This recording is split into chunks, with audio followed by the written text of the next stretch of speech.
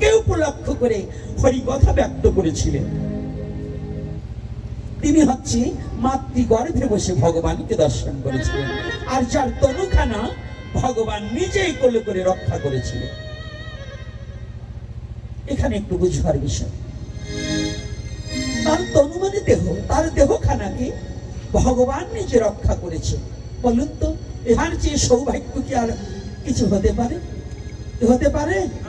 আমরা যে ধর্মে জন্মগ্রহণ করেছি, মাতৃগর্ভেও ভগবান এসে, কি হলো রে বাবা? কারেন্ট আসছে?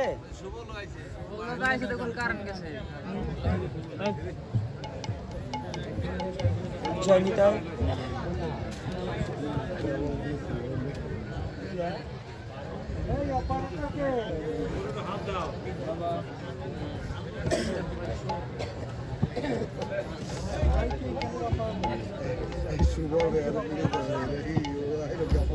বুঝতে পারবেন না। সনাতন ধর্ম বুঝতে হলে আপনার একটু গবেষক হতে হবে। গবেষণাবিহীন সনাতন ধর্মের তাৎপর্য বোঝার মতো যোগ্যতা অনেকেরই নেই। তাহলে কেন আজকে যার কথা বলছি, সনাতন ধর্ম এজন্য শ্রেষ্ঠ, যিনি মাতৃগর্ভে বসে ভগবানকে দেখা যায়। যদি বলেন মিথ্যা, শাস্ত্রে কি আর মিথ্যা শিখায়? সকল শান্তির মূল, শয়তান যাদের চাপলো ঘাড়ে, গাইল তারা ভুল।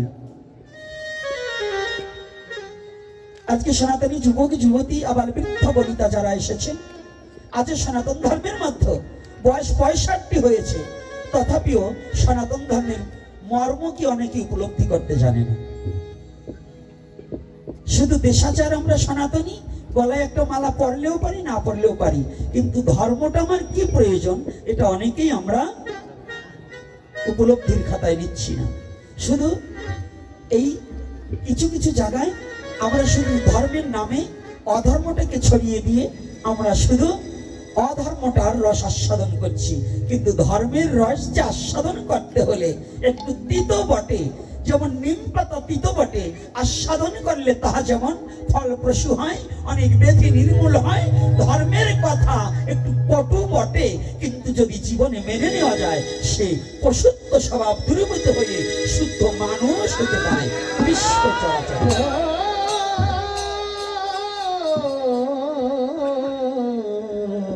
ধর্মবিহীন মনুষ্য পশু তুল্য। ধর্মবিহীন মনুষ্য কি? পশুর কোন ধর্ম নেই। মানুষ যদি সেই মানুষের জন্য ধর্ম, আর এই মানুষ যদি তার ধর্মকে প্রতিপালন না করে, সেও পশুর সমবা। গৌরী হরি বল। আমি বলি নাই, আপনারা বলছেন।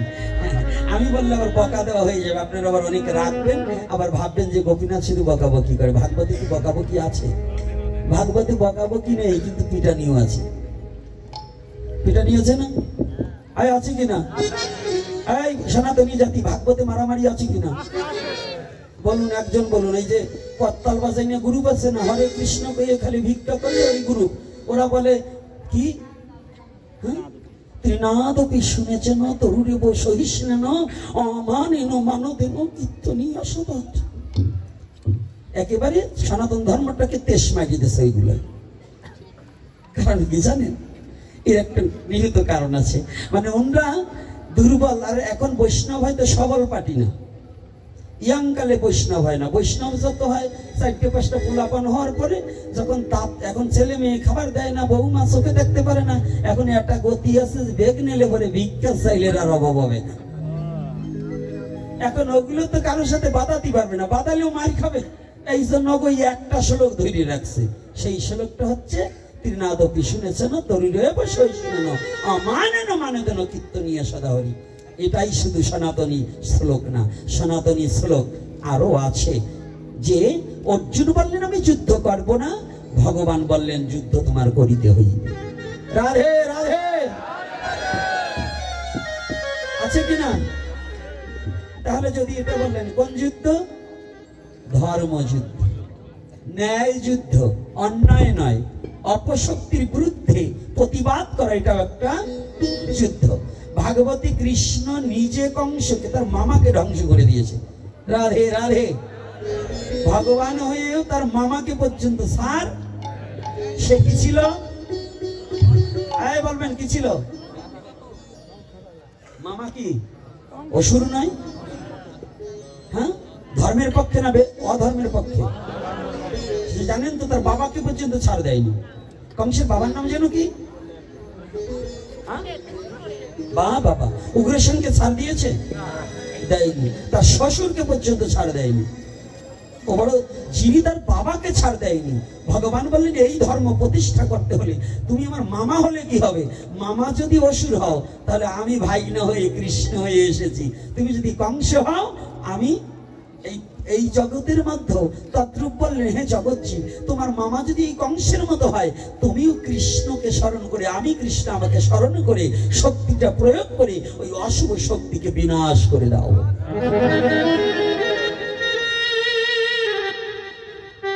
এজন্য আমার কথা একটু ব্যতিক্রম। অনেকে তো ভক্তি মার্গের কথা বলবে, আমি আমার ভক্তি মার্গে না, আমার একটা যুক্তি মার্গেও থাকতে। এটা যুক্তি না, এটা বাস্তব। কথাটা বাস্তব না যুক্তি? কৃষ্ণ কি শুধু কংসকে ধ্বংস করেছে? সর্বপ্রথম পুতনাকে দিয়ে শুরু করেছে। কাকে দিয়ে? পুতনাকে দিয়ে শুরু করেছে। তাই একটু বুঝতে চেষ্টা করবেন যে কৃষ্ণ যদি ভাগবতে তাহলে মায়ের কথাও আছে কিনা, শুধু প্রেমের কথা নয়। তা আজকাল তো আমাদের পাঠকরা প্রেমের কথা দিয়েই হরি বল মারছে, যে এটা কিন্তু বলে না, কারণ ওখানে কান্নাকাটি নাই তো। ওখানে বলতে গেলে নিজেরও একটু লেগে যাবে, এজন্য বলে না। তাই আজকে যিনি মাতৃগর্ভে বসে ভগবানকে দেখার মতো সৌভাগ্য কার হয়েছিল, সে আর কেহ নয় পাণ্ডু কুলদ ভব রাজাধিরাজ মহারাজ, কলির যুগের প্রথম রাজা যিনি। যার আগে কলির যুগে কোন রাজা ছিল না, এই যুগের প্রথম রাজা রাজদণ্ড যার হাতে ছিল তিনি আর কেহ নয় পাণ্ডুকুলজ ভব রাজাধিরাজ মহারাজ মহারাজ পরীক্ষিত। আমি প্রণাম জানাই তার শ্রীপাদ পদ্মে।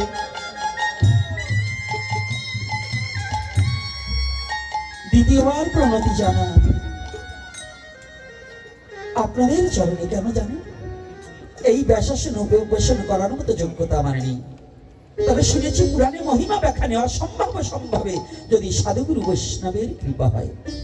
আপনারা সেই সাধুজন সজ্জন বৈষ্ণবজন একটু কৃপা করবেন, যেন আপনাকে নাহি করি প্রচার যেন সভা কারো মাঝে যতটুকু সময় থাকি গুরু গোবিন্দ এবং আমার জাতির সাথে আমার ধর্মের সাথে কথা বলে সময়টাকে অতিবাহিত করতে পারি, যেন আমার কথা ব্যক্ত না করি।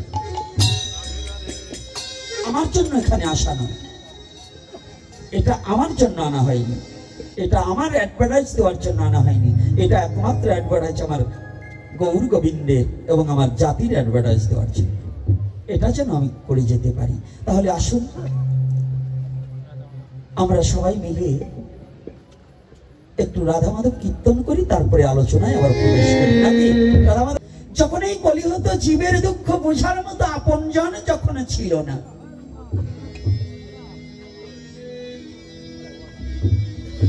কলিহত জীবের মুক্তিদাতা কেউ যখন ছিল না। রাধে রাধে। এদিকে লক্ষ্যটা আলোকপাত করতে হবে মায়েদের, আমার দিকে এখন তাকাতে হবে।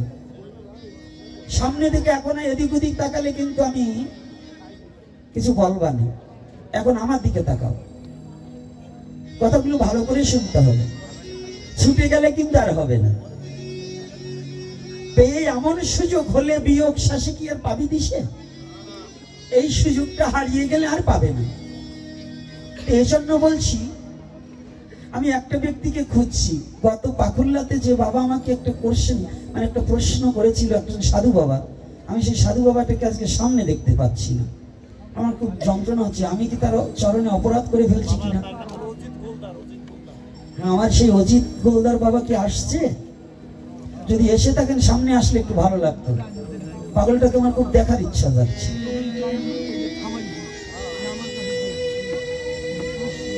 তাই এইবার যখন এই বিশ্ব জগতে দুঃখটাকে বুঝার জন্য। আমার আপনার দুঃখ এই পৃথিবীর কোনো লোক বুঝতে পারবে না। আপনি বলবেন ভাই, বন্ধু, পুত্র, পরিজন, মা, বাবা। আচ্ছা বলুন তো,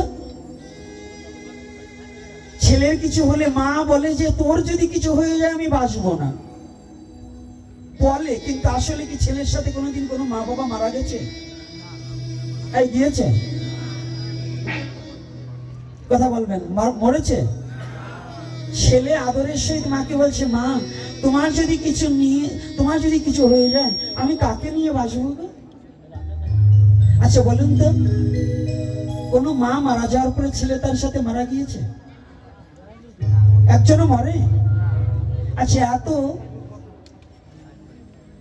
এত বড় সহধর্মিনী, যাকে মার কাছে যে গোপন কথা না বলি স্ত্রীর কাছে তা বলি না বাবা, মা বলি না, স্বামী স্ত্রী। আচ্ছা স্বামী স্ত্রী বলছে, দেখো 6 মাস বিদেশে গেলে বলছে, দেখো তোমাকে ছাড়া আমি কি করে থাকি। আচ্ছা স্ত্রী কি একদিনও ভেবে দেখেছে? স্বামী কি একদিনও ভেবে দেখেছে আমি যাকে কোশ্চেন করছি তোমায় ছাড়া আমি কি করে এতদিন থাকি? কিন্তু একদিন যে চলে গেলে, যতদিন পৃথিবীর মাঝে আমার থাকতে হবে, তাকে ছাড়া আমার একা একা চিরতরে থাকতে হবে।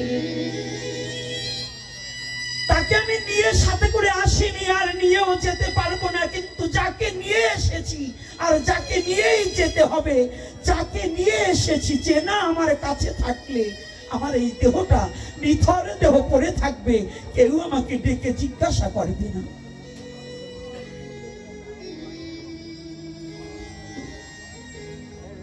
কেউ আপনাকে ডেকে জিজ্ঞাসা করবে না। এই বন্ধু বান্ধব যারা আছে না, আত্মীয় বর্গ যারা আছে, আপনি ভেবে দেখেছেন আপনি এখন যে যাকে নিয়ে এসেছিলেন সে ব্যক্তি চলে গেলে এই দেহটা সব থাকবে, শুধু যাকে আপনি কোনোদিন দেখেননি, যার সাথে আপনার কোনোদিন সম্পর্ক স্থাপন করেননি। পৃথিবীর সনাতন ধর্মে এই সনাতন এত তেজস্বী কেন জানেন?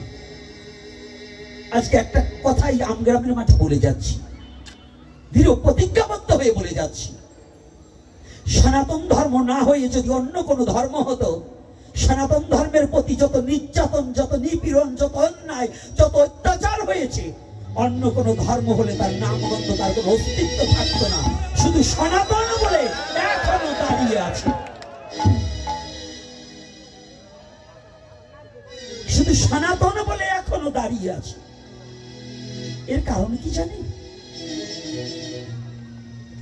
পৃথিবীর মাঝে সনাতন ধর্মে আত্মার সাথে সম্বন্ধ স্থাপন করা যায়। যোগে যোগ সাধনা প্রাণায়ামের মধ্য দিয়ে গোবিন্দের সাথে, পরমাত্মার ভগবানের সাথে,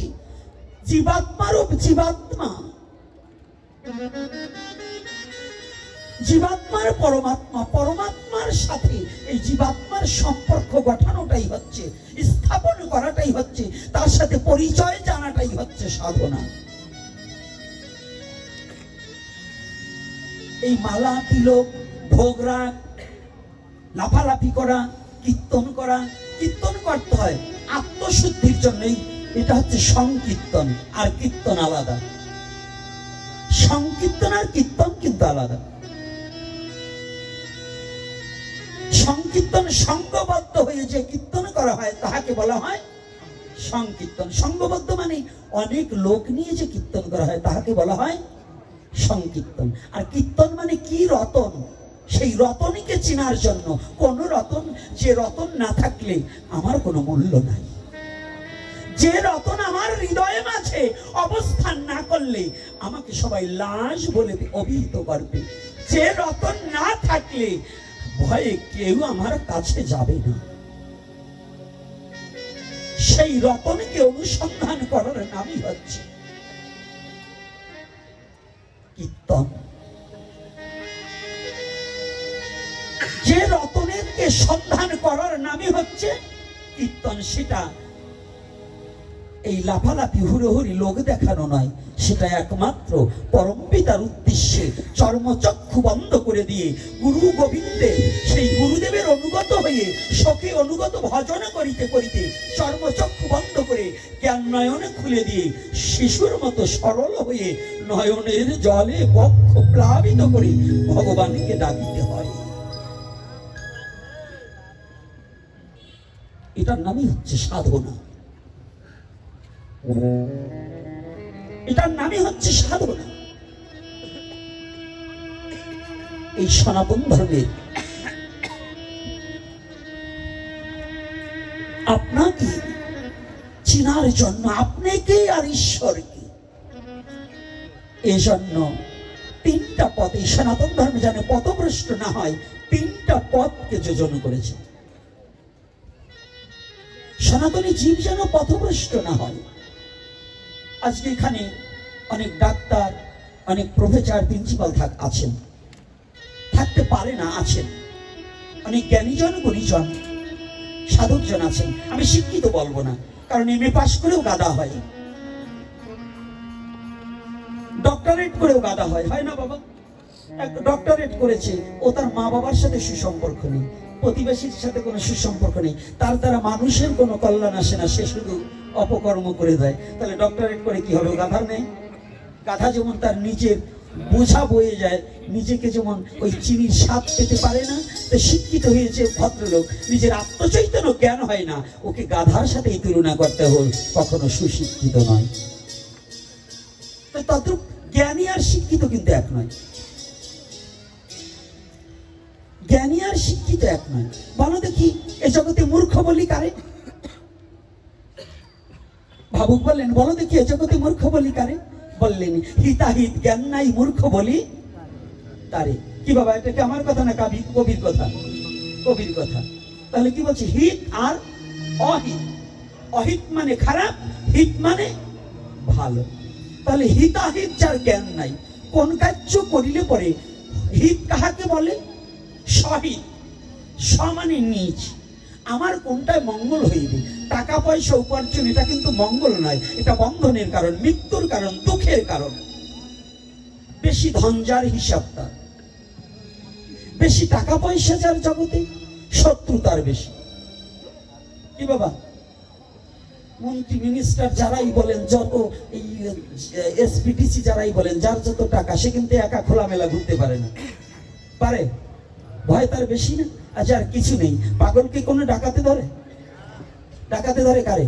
মালদার পার্টিরে। রাধে রাধে। মালদার পার্টি যারা, তারা কিন্তু ডাকাতের হাতে এড়াতে পারে না। মাল কিন্তু দু প্রকার, একটা কি বাহ্যিক জগতের মালদার পার্টি, একটা মানে সুট প্যান্ট পরা ভদ্রলোক, 4 ভরি 3 ভরি স্বর্ণ সোনা দানা, কোটি টাকার মালিক যিনি, এরাও একটা মালদার পার্টি। আর একটা মালদার পার্টি আছে, পোশাকে চেনা যাবে না। তারা কেমন জানো? শুদ্ধ কৃষ্ণ ভক্তকে দেখে চেনা যায় না। শুদ্ধ কৃষ্ণ ভক্তকে কোনদিন তার লিবাস দেখে তাকে মাপা যায় না। শুদ্ধ কৃষ্ণ ভক্তকে কোনদিন তার শিক্ষাগত যোগ্যতার দ্বারা দিয়ে তাকে মাপা যায় না। শুধু শুদ্ধ কৃষ্ণ ভক্তকে চেনা যায়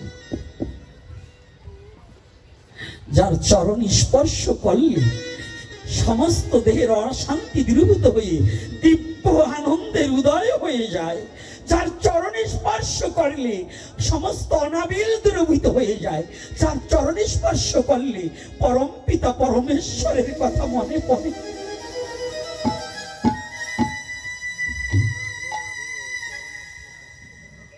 যে চরণ খানায় স্পর্শ করেন,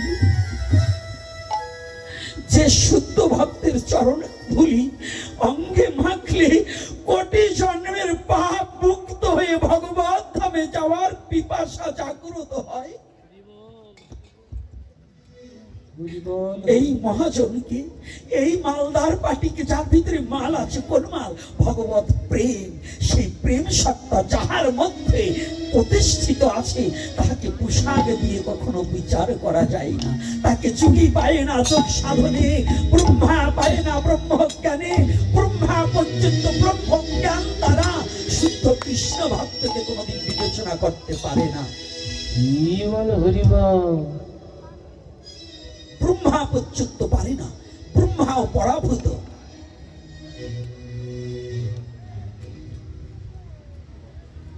সমস্ত দেবতা পর্যন্ত একজন শুদ্ধ কৃষ্ণ ভক্তের সমকক্ষ নয়। যদি কেউ দেবতাকেও শুদ্ধ কৃষ্ণ ভক্তের সাথে তুলনা করে, তথাপিও তার নরক গমন হয়ে। কৃষ্ণ তো দূরের কথা, কৃষ্ণ ভক্তকেও যদি দেবতার সাথে, আমাদের অজ্ঞ ভক্তরা বলে যে কালী, যে শিব, সেই কৃষ্ণ।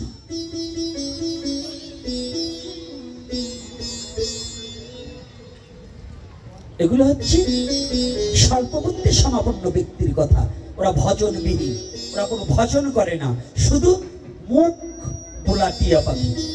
আর যারা এই তিনটি পদ, কি পদ? চৈতন্য চরিতামৃতে স্পষ্টভাবে কৃষ্ণদাস কবিরাজ গোস্বামী বিরচিত বললেন, জ্ঞান কর্ম সাধনা এই তিনের বশে ব্রহ্ম আত্মা ভগবান ত্রিবিধ প্রকাশ। কি কি?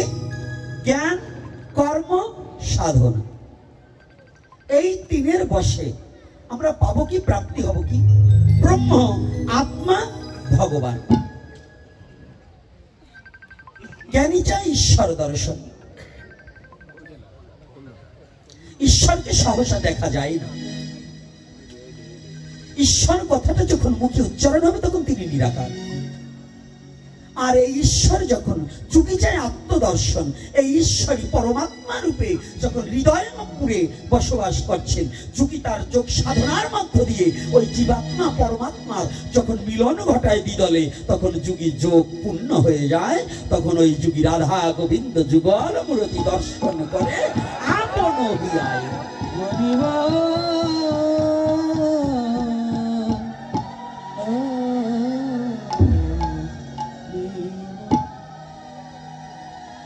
আর এইবার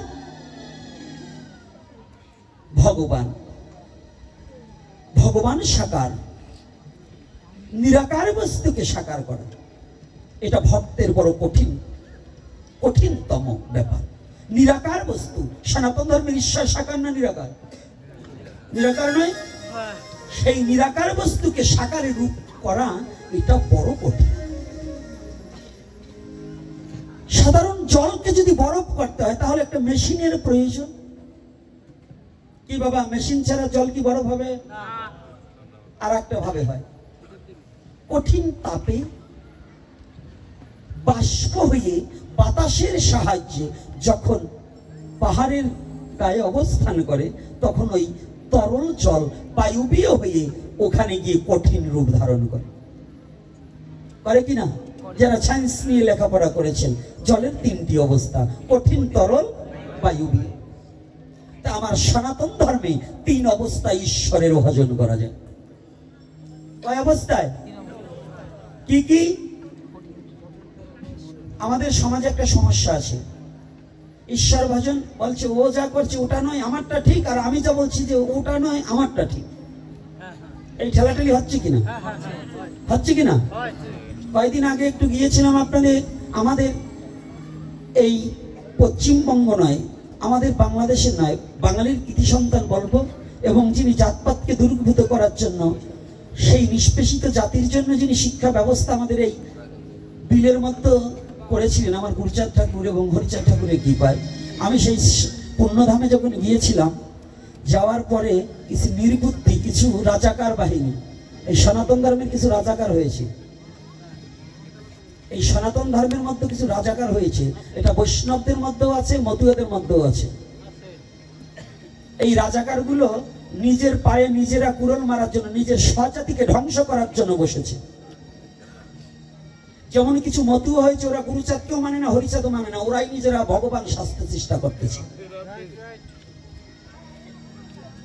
এই যে অমানুষগুলো, আমি গিয়েছি ঠাকুরবাড়ি মুসলমানও যেতে পারে, খ্রিস্টান যেতে পারে, বৈষ্ণব যেতে পারে, শৈব যাইতে পারে, শাক্ত যাইতে পারে, পারে কিনা?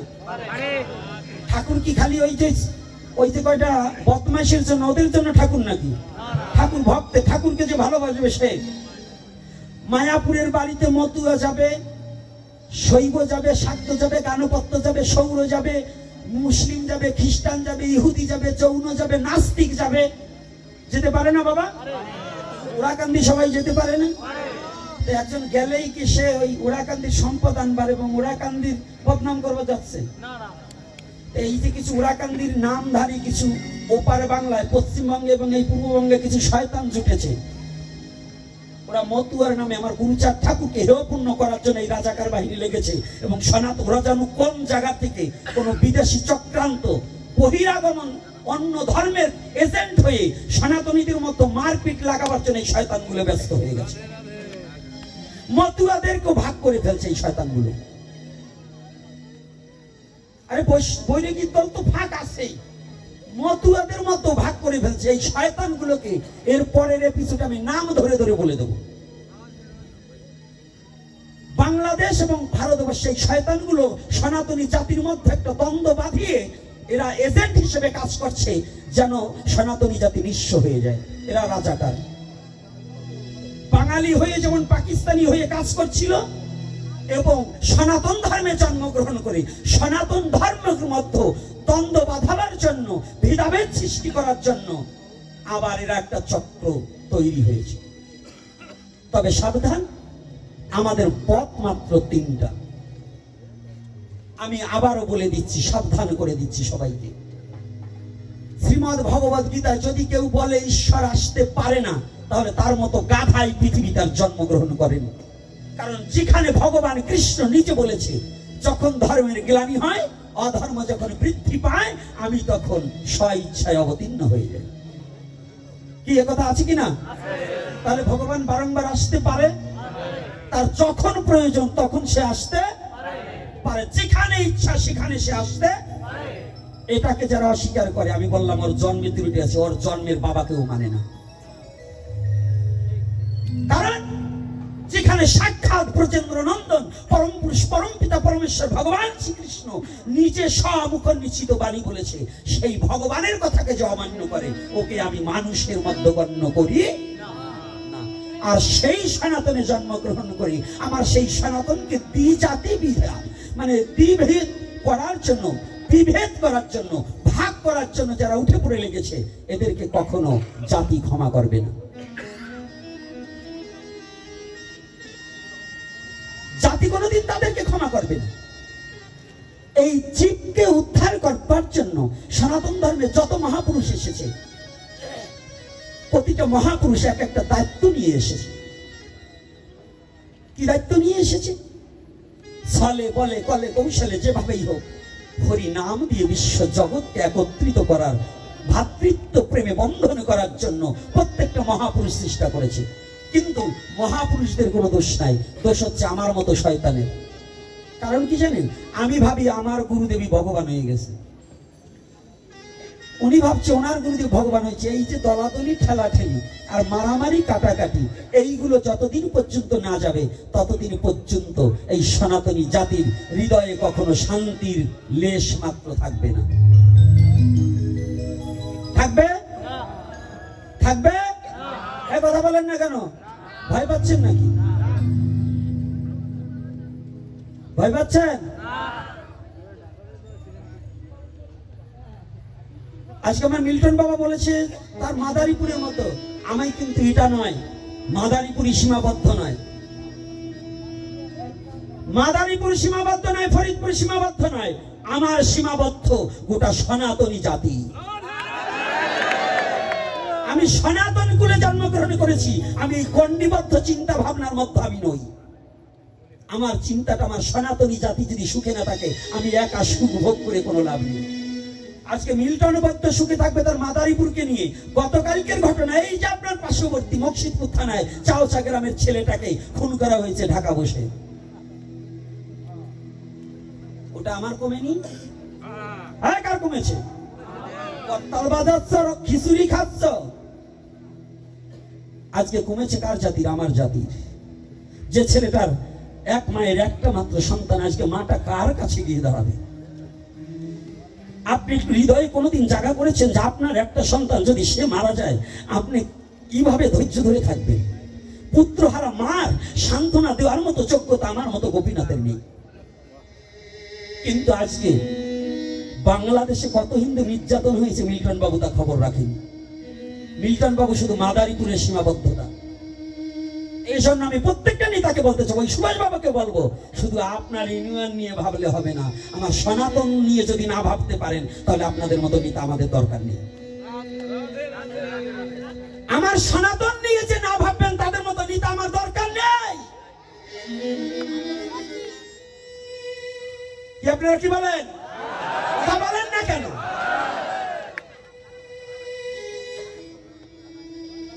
বাংলাদেশের যত অবহেলিত দূরে হোক, যদি আমার সনাতনের প্রতি একটা আঘাত আসে সেটা আমার বুকে আঘাত এসেছে। এজন্য আমি অনুরোধ করব, ধর্ম নিয়ে কেউ ছিটাছিটি না করে এই এপিসোডের মধ্য দিয়ে বলতে চাই, এরপরে যদি কোনো মতুয়া গুরুচাঁদ ঠাকুরকে অবমাননা করার জন্য এবং আমার সনাতন ধর্মকে বিভাগ করার জন্য যদি কোনো মতুয়া এরকম ফাজলামি করে, ওকে মাথাতে চাল কাতরা মাখিয়ে দেবো। পারবেন না? যদি কোনো বৈষ্ণব হেন কাজ করে ওটাকে ওইরকম করতে হবে। যদি কোনো বৈষ্ণব করে আমার জাতিকে বিভাগ করার জন্য, আমার সনাতনীকে যদি পথভ্রষ্ট করার জন্য, মতুয়া বৈষ্ণব শৈব শাক্ত যে করবে তার বিরুদ্ধে আমরা অ্যাকশন নেব। এই যুব সমাজ পারবে না? আমরা কোনো মত পথ নয়, আমরা সনাতনী। আমরা কি? আমরা কি? কষ্ট পাচ্ছেন নাকি যে ভাগবতের কথা বলছি? এটা বলছি কেন? কি আমার কথা বলছি? এটা প্রয়োজন নেই? তাহলে আমি সনাতনী, আমার মহাপ্রভু বিশ্ব জগৎকে একত্রিত করার জন্য যখন বর্ণবাদের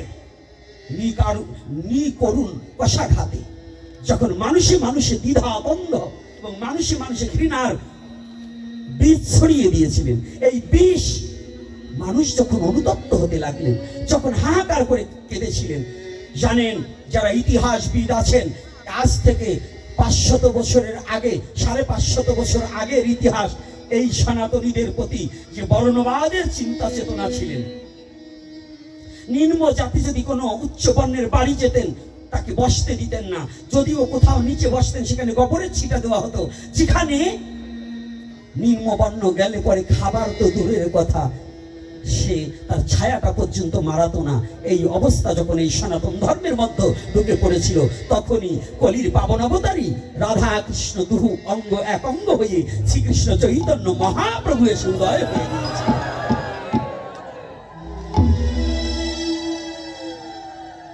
শ্রীকৃষ্ণ চৈতন্য মহাপ্রভু এসে উদয় হয়েছিলেন। আমাকে ফোন করে করে বলা হয়, গত পরশুদিন ফোন করেছে চট্টগ্রাম থেকে সুভাষ চক্রবর্তী মহাশয়, একটা গ্রুপ কলে আরো কয়েকটা যুবক ছেলে মিলে, মানে আমি ব্রাহ্মণদের বিরুদ্ধে না, আমি কোনো ব্রাহ্মণদের বিরুদ্ধে কোনো কথা বলিনি, এখনো বলিনি, বলবো না। কিন্তু যদি জাতি হিংসা ছড়াবার জন্য আজকে যারা বড় বড় পণ্ডিতরা বলছেন যে ব্রাহ্মণের ছেলে ব্রাহ্মণ হবে, ওটা আমার কোনো না, উপনয়ন নিতে পারবে না, এটা নয়। আপনারা একটা কথা ভেবে দেখবেন, পণ্ডিতদের একটা কথা জেনে রাখতে হবে, পণ্ডিতদের ভেবে চিন্তে কথা বলতে হবে। তৎকালীন সময় চক্রবর্তী, ব্যানার্জি, চ্যাটার্জি, গঙ্গোপাধ্যায় ছিল না। আপনারা এই টাইটেল কোথায় পাইছেন? বেদে তো এই টাইটেল নেই।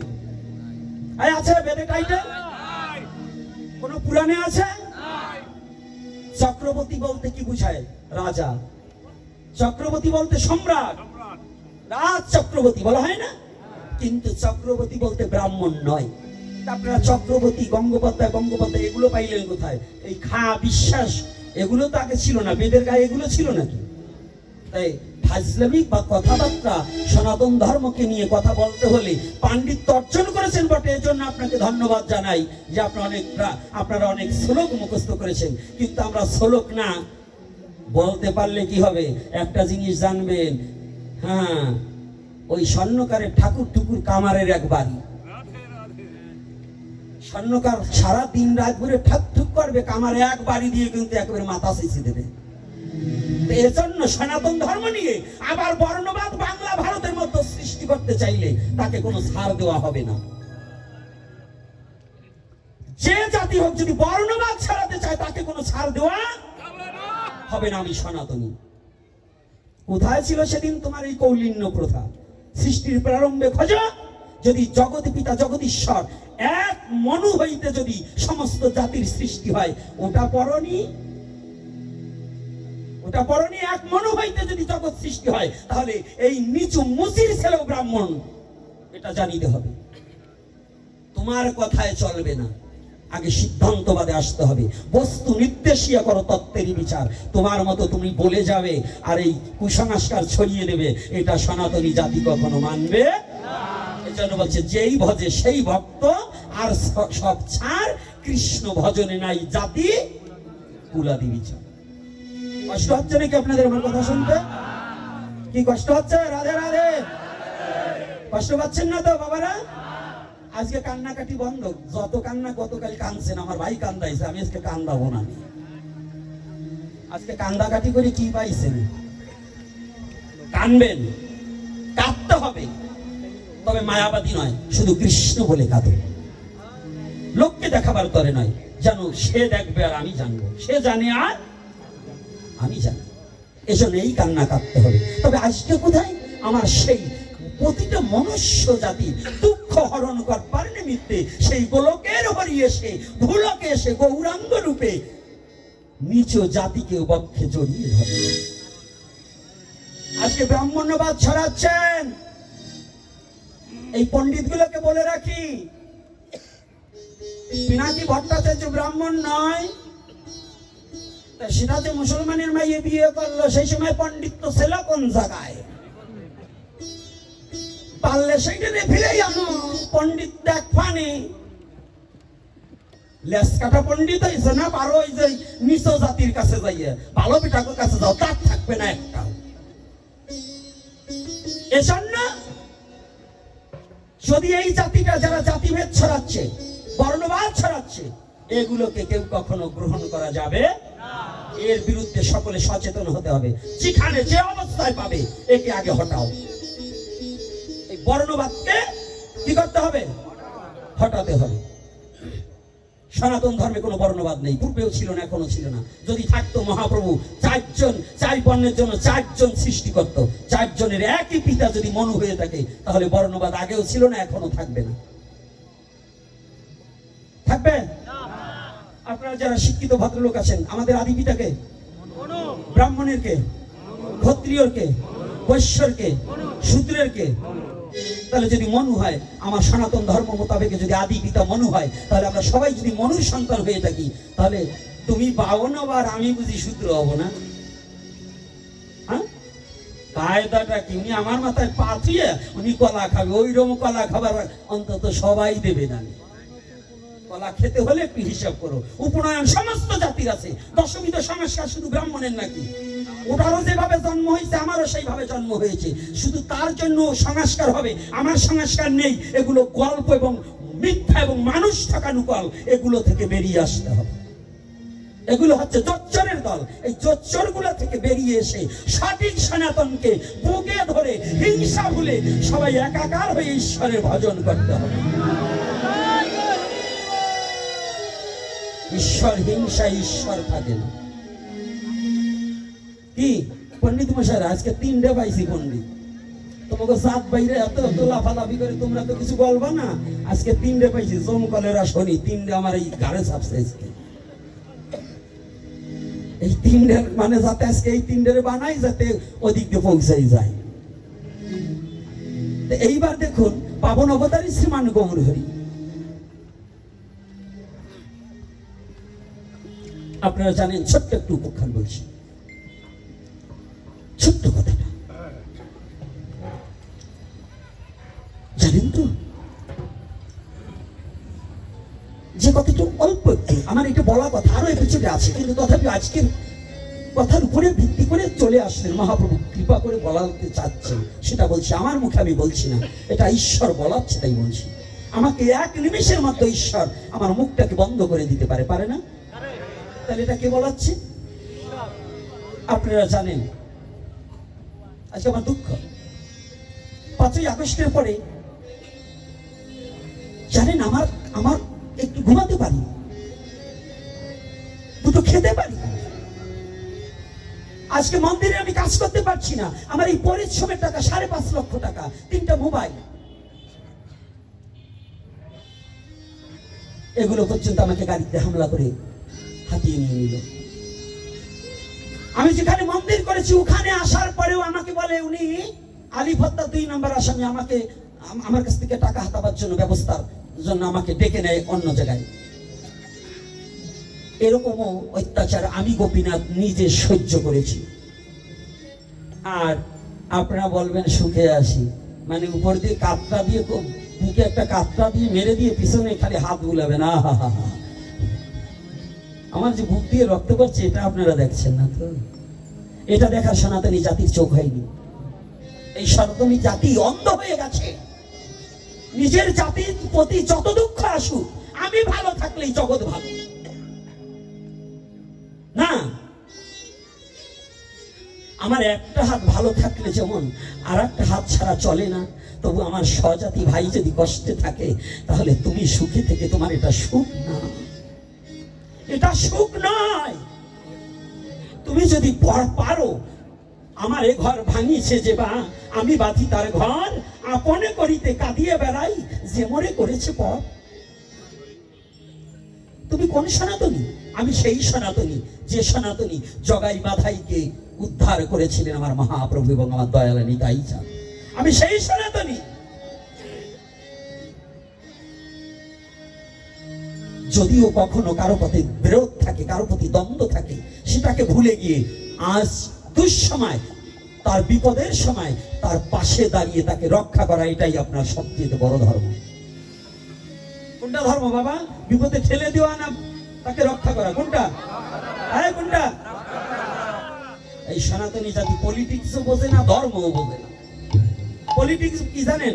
আপনার ছেলে জন্ম দিয়েছেন একটা সাধু হবে না, আপনার ওই নেতা হবে না, ডাক্তার হবে না, ইঞ্জিনিয়ার হবে। ছেলে তো আপনার একটা, ছেলে জন্মাতে হবে 4টি। বলেন তো কেন? ছেলে হোক মেয়ে হোক 4টি করে সন্তান নিতে হবে, একটা নিম্নত। যদি 3টার, ওই আমার সুভাষ বাবা বলছে 3টার পরে যদি এই আমগ্রাম ইউনিয়নে কারো সন্তান নেওয়ার ইচ্ছা থাকে, আমার সুভাষ বাবার সাথে যোগাযোগ করবেন, সিজারের টাকা আমার সুভাষ বাবা সংগঠন থেকে উঠে দেবে। আগের পাঠে আমার সাথে কথা হয়েছে, তবু পাকুল্লা বসে, তবু 4টে করে নিতে হবে। এর কারণ কি জানেন? একটা আওয়ামী লীগ করবে, একটা বিএনপি করবে, একটা জাতীয় পার্টি করবে, একটা জামাতি করবে, একটা হেফাজত করবে, 5টা 6টা সব নিয়ে নেব। যে দল আসবে সেইটাই আমার সুবিধা। পলিটিক্স তো বোঝেন না, এই জন্যই মার খাইতে হয়। যেটা আসবে সেইটাই আমি আসি, কারণ 5টা জন্মাইছি, 5 দলের যেটা আসবে দল সেইটাই আমার। আর সবাই তো বলছি, খালি তোমার বলছি নি, তোমার আরো 2টি বাকি আছে, কেবল 3টে, আরো 2টে নিতে হবে। ছাড়বো না নে, তোমরা মেশিন, জমি চাষ করার মেশিন তোমরা, নাঙ্গল তোমরা। মহাপ্রভু অশেষ করুণায় দেশে একটা বাচ্চা নিয়ে সনাতন ধর্মে বলছে অপারেশনের রুগী নাকি ভোগ লাগাতে পারবে না অপারেশন করলে। কোন অপারেশন করলে? এই বোধগম্বই তো জাতির হয়নি। সেই অপারেশন রোগের দায়ে যদি অ্যাপেন্ডিসাইড হয়েছে, জরায়ু নারীতে টিউমার হয়েছে, কিংবা ফুসফুসিতে কিছু হয়েছে, এই অপারেশনে কোনো দোষ নেই। দোষ হচ্ছে যদি বাচ্চা নেওয়া বন্ধ করার জন্য কোনো নারী পুরুষ অপারেশন করে, তার দ্বারা মহাপ্রভুর সেবা হবে না, তার দ্বারা মহাপ্রভুর সেবা হবে না। ওইটা খণ্ড দেহ। আর বেদিগ্রস্ত হয়ে অপারেশন, এটা খণ্ড দেহ নয়, এটা মহাপ্রভুর ইচ্ছায় বেদিটাকে তিনি দিয়েছেন, তিনি আবার ডাক্তার দ্বারা নির্মূল করার জন্য তাকে শাস্তি ভোগ করতে হয়েছে। এটা কোনো অপরাধ নয়। কিন্তু যদি সন্তান নিবারণের জন্য, সন্তানকে বন্ধ করার জন্য কোনো নারী যদি এই পদ্ধতি, কোনো পুরুষ যদি এই পদ্ধতি গ্রহণ করে, তাহার চেয়ে মহাপাপী আর জগতে হয় না। আর কিছু বললাম না, এখন বুঝে দেখেন। আর কিছু বলবো? মায়েরা কষ্ট পাইছেন নাকি মা?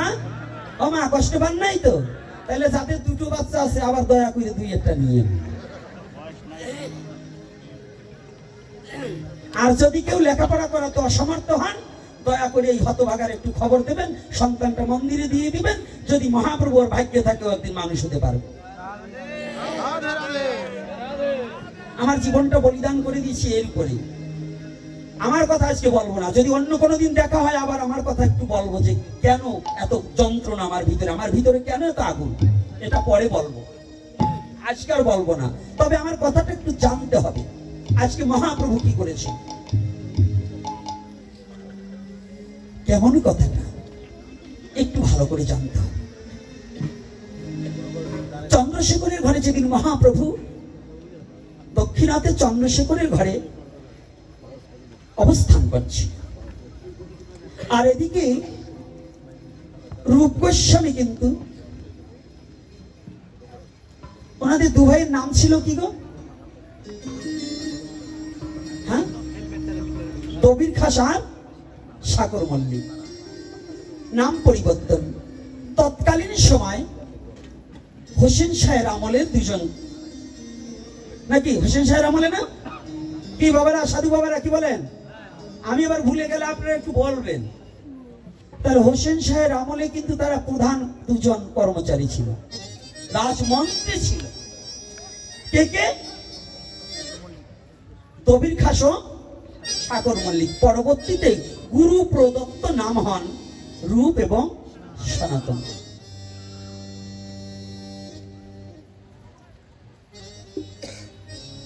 এই রূপ গোস্বামী অনেক আগে হোসেন শাহের রাজ কর্মটাকে পরিত্যাগ করে মহাপ্রভুর নির্দেশ নিয়ে বৃন্দাবনে চলে গেলেন। সাধু বাবারা একটু ভালো করে শুনবেন, বিশেষ করে এই কথাটা আমাদের প্রত্যেকটা সাধু শোনার দরকার আছে। গায়নস্থ ভক্ত তো শুনবেই, তারা তো পিপাসিত। আমরা অনেক সাধু মনে করি আমি তো সাধু হয়েই গেছি, আমার আর কিছুর প্রয়োজন নেই। অনেক সাধুর আছে ভাগবতে যায় না, মানে উনি ভেগ নিয়েছে, তো উনি একেবারে বড় নিজেই ভগবান সেজে গেছে। ভেগে বৈরাগ্য নহে, বিনয় উপদেশে সাধন সিদ্ধি হয় গুরু কৃপা লেশে। ভেগ নিলেই বৈষ্ণব হওয়া যায় না, সন্ন্যাস নিলেও সে সন্ন্যাসী নয়। যেমন আমি সন্ন্যাসী নয়, দেখেন সন্ন্যাসীরা থাকে চুপ শান্ত, তাদের ক্রোধ থাকে না।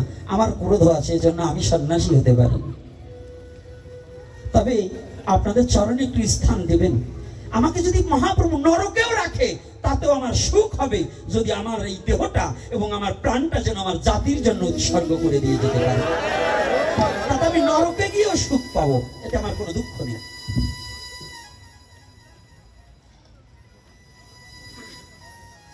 অনেক আগে বৃন্দাবনে চলে গেলেন। বৃন্দাবনে গিয়ে সনাতন বড় রূপ গোস্বামী হচ্ছে ছোট। রূপ একখানা চিঠি লেখলেন। এখন তো হ্যালো, তখন তো হ্যালো ছিল না, পত্রের দ্বারা জানাতে হতো মনের কথা।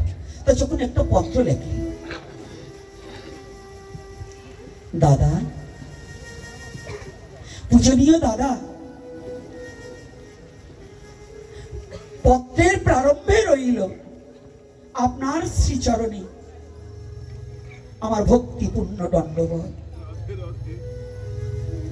দাদা, যে মোহটাকে আশ্রয় করিয়া আজও হোসেন শাহের কর্মচারী হইয়া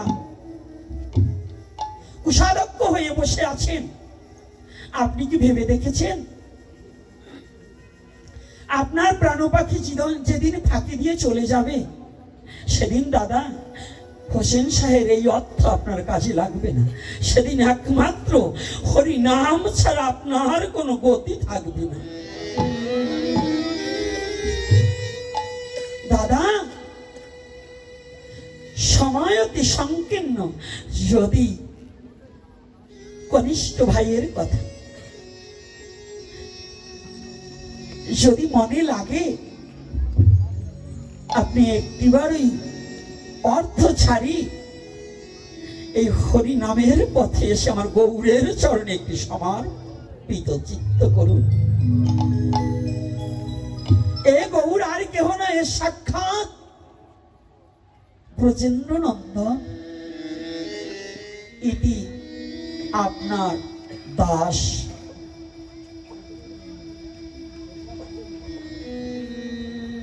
পত্রখানা অনেকদিন পরে সরাসরি গিয়ে পৌঁছিয়েছে সনাতনের হাতে। তখন তিনি সনাতন নয়, তখন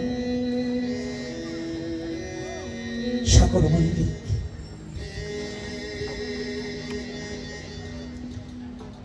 আজকে সাগর মল্লিক পত্রখানা পাওয়ার সাথে সাথে হঠাৎ করে দুটি চোখের জলে ভাসছে, পত্রখানা পড়ছে। আহা, আমার ছোট ভাই হয়ে আজ গৌরের চরণে নিজেকে সমর্পণ করলো। ওরে, আজকে ও গৌরের চরণে পেল, আর আমি গৌরের চরণ থেকে বঞ্চিত হয়ে গেলাম।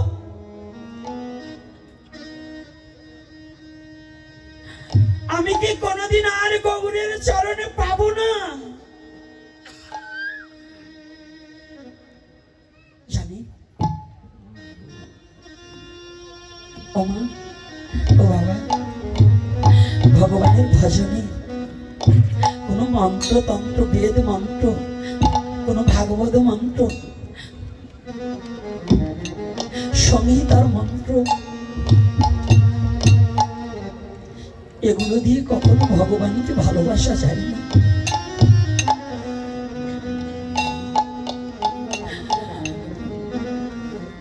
ভগবানকে কোন মন্ত্রের দ্বারা আহ্বান করে ভগবানকে পাওয়া যায় না। ভগবানকে যদি পেতে হয়, যদি কোন জীব ভগবানকে পেতে চায়, একমাত্র ভগবানের নামে আকুলতা বেকুলতা ছাড়া ভগবানকে কোনোদিন পাওয়া যায় না।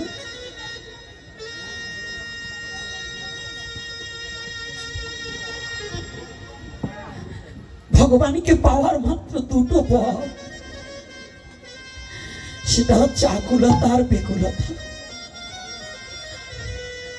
মনের সরলতা হয়ে আকুলতা বেকুলতার মধ্য দিয়ে যদি কেউ ভগবানকে ডাকতে পারেনি, ভগবান আর কোনোদিন থাকতে পারি না।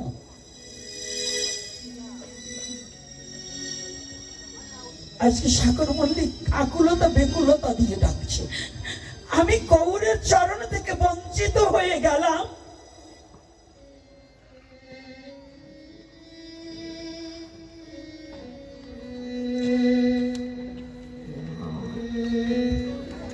যে রাজ কর্মচারী ধুলায় ধূসারিত হয়ে গেছে, ধুলার মধ্যে ঘোরাঘুরি যাচ্ছে, আমাকে চরণে ছাড়া করো না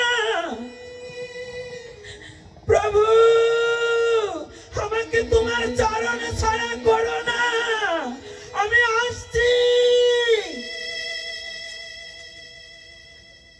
পাগলের মতো। জানেন তো, যারা গৌর প্রেমী, যারা জীবনের তরে একবার ভগবানকে ভালোবাসতে পেরেছে, পথে পাগল দেখেছেন না, যাকে আমরা ব্রেন শট বলি।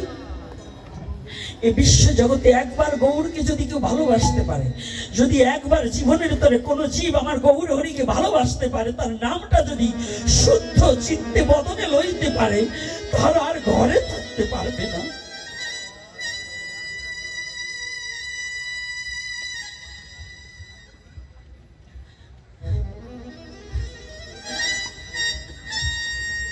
যে একবার গৌরকে ভালোবাসতে জানে, আমার গৌরকে যে একবার চিরজন্মের মতো ভালোবেসেছে, ওই চরণের দাস হওয়ার মতো মনপ্রাণ যার তৈরি হয়েছে,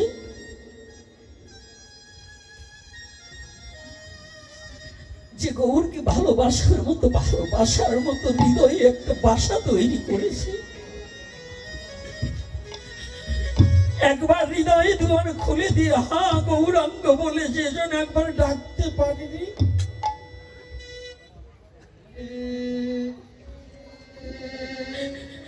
হৃদয় দুয়ারখানা খুলে দিয়ে যদি চিরজন্মের মতো আমি তোমার হলেম বলে যদি গৌরকে একবার ডাকা যায়,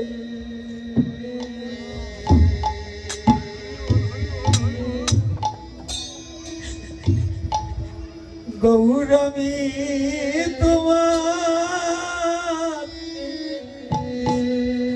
বলে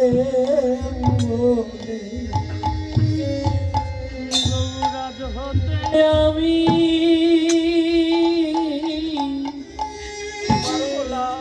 তোমার হলে গৌর হে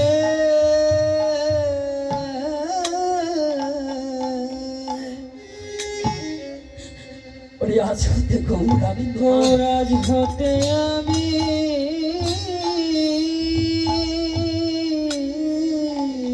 গৌর হবি তোমার হলাম বলে ওরে আমি তোমার দেখা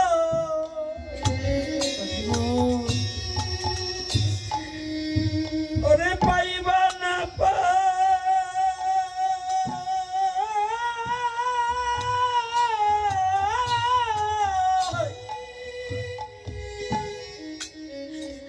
ওরে আমি তোমার নাম লইয়ে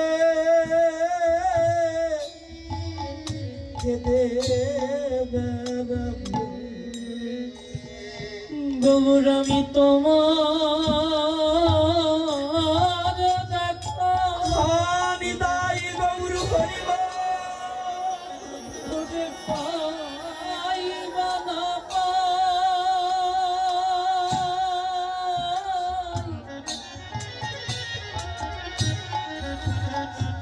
আমি তোমার নাম লয়ে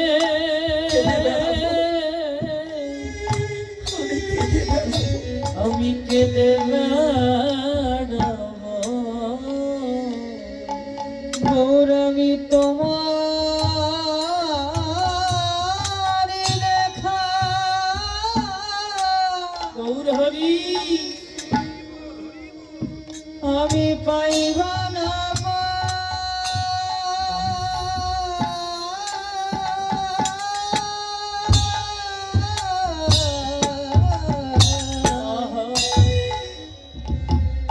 তোমার নাম লয়ে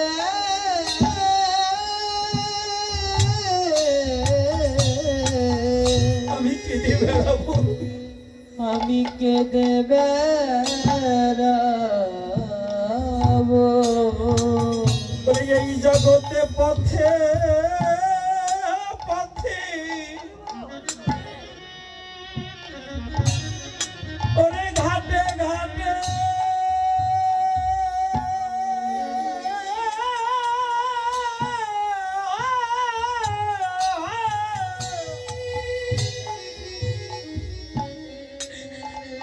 আমি তোমার নাম লয়ে ওদেরকে বেড়াবো ওরে আমি পথে পথে ওরে ঘাটে ঘাটে ওরে ঘাটে ঘাটে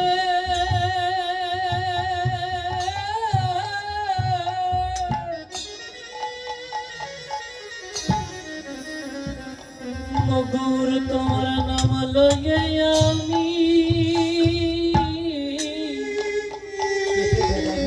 আমি কেঁদে বেড়াবো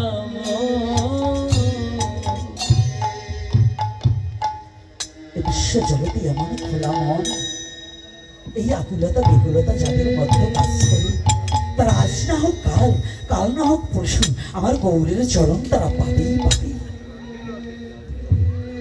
আমার গৌরের কৃপা তারা পাবেই পাবে তারা গৌরের চরণ থেকে কেউ বঞ্চিত থাকবে না আজকে পত্র পাওয়ার সাথে সাথে সাগর মল্লিক ধুলায় দূষায় সবাই ভাবছে একে হলো হোসেন শাহ ভাবছেন আমার এমন সুবুদ্ধি এমন ব্রেনিয়ার মন্ত্রী হ্যাঁ পাগল হয়ে গেল আরে শুদ্ধ ভক্ত পাগলই তো তারা শুদ্ধ ভক্ত তারা তো অরিজিনাল পাগল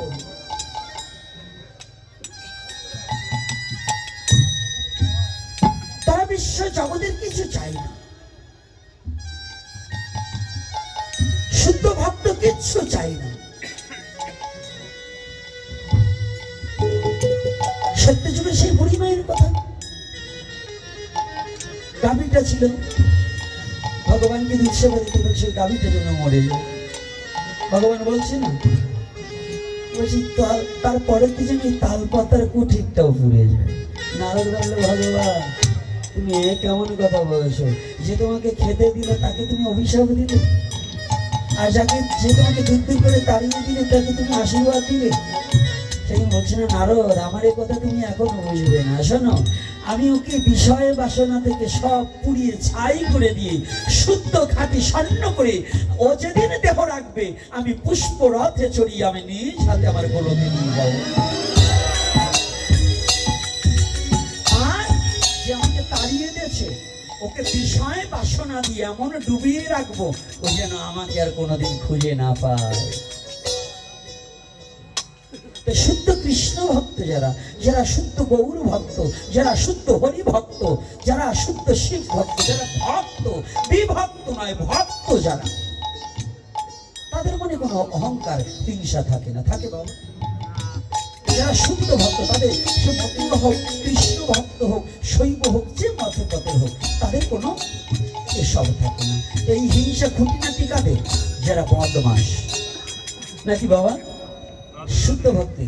এই যে ওরাকান্দির কথা বলেন, ওরাকান্দি গিয়েছি, ছোট মা, মেজো মা, সুব্রত ঠাকুর এবং ওই বংশের যত যারা আছে, ওই বংশে জন্মগ্রহণ যাদের যাদের সাথে দেখা হয়েছি, তারা যে শ্রদ্ধা জ্ঞাপন করছে, তারা যে ভালোবাসা দিয়েছে, তারা যে আমাকে সম্মান নয়, তারা যে তাদের চরণে ঠাই দিয়েছে, এটাই আমার কাছে সম্মান। আমি চাই না, আমি তারা ভালোবেসে তাদের চরণে আশ্রয় দিয়ে ওই বংশে যারা জন্মগ্রহণ করেছে, আমার জন্ম তো ওই ঠাকুর বংশে হয়নি, তাহলে ওই বংশে যারা জন্মগ্রহণ করেছে তাদের পূর্ব জন্মও ভালো, না হলে ওই বংশে তারা জন্মগ্রহণ করতে পারতো না।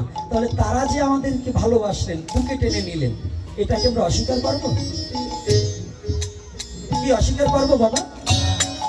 এইটা অস্বীকার করা যাবে না। তাহলে তাদের এই যে ভক্ত তৈরি হওয়া। আর একটা সুসংবাদ, যারা আগের তারিখে শুনছেন এবারও শোনো। আমি লীলাটা বলবো, কিন্তু এই কথাগুলো এসে যায়, না এসে বলতে পারছি না। আমাদের এই দুঃখটাকে দূর করার জন্য আমাদের আজকে কমিটির পক্ষ থেকে এক বাবা বলেছে আলোচনা করার জন্য, সেখানে একটু টার্চ দিয়ে আবার ওখানে যাব। সেই টার্চটা হচ্ছে শ্রাদ্ধে মৎস্যের কথা বলার জন্য, যে এটা কতটুকু যুক্তাযুক্ত, কতটুকু বৈধ। এই কথাটা কি বলবো না বলবো না? হ্যাঁ, আমাকে বলবার জন্য বলছে, তাই আমি বলছি, আমার ইচ্ছায় নয়। এটা নিয়ে বহুতবার এপিসোড করা আছে, তারপরেও বলছি, কারণ আমি তো আপনাদের সন্তান।